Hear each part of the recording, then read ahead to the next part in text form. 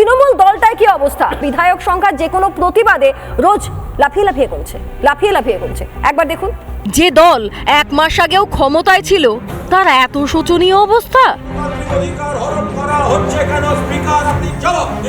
রাজ্যের প্রধান বিরোধী দল 80 জন বিধায়ক যে দলে, সেই দলের ঘোষিত কর্মসূচিতে মাত্র 12 জন হাজির।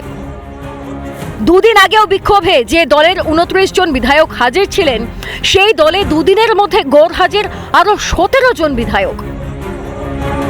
শ্রমিক ভট্টাচার্য ঠিকই বলেছিলেন, তৃণমূল আর নেই। তৃণমূল কংগ্রেস চলে গেছে, তৃণমূল কংগ্রেস নেই। দার্জিলিংয়ে নেই, আলিপুরদুয়ারে নেই, জলপাইগুড়িতে নেই, দিনাজপুরে নেই। বিজেপি রাজ্য সভাপতির কথা অক্ষরে অক্ষরে মিলে যাচ্ছে। একটা আদর্শহীন দলের এরকম পরিস্থিতি হওয়া অস্বাভাবিক কিছু নয়।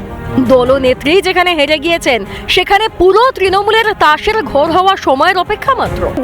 দধিরাম বাবু আমার সঙ্গে রয়েছেন, দধিরাম রায় মেখলিগঞ্জ থেকে।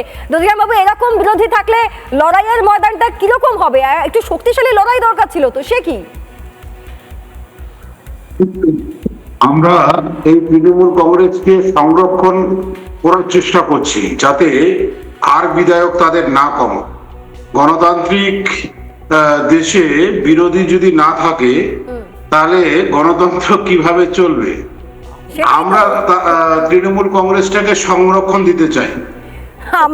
আমিও এটাই বলছি যে তৃণমূল কংগ্রেস কোথায় গেল?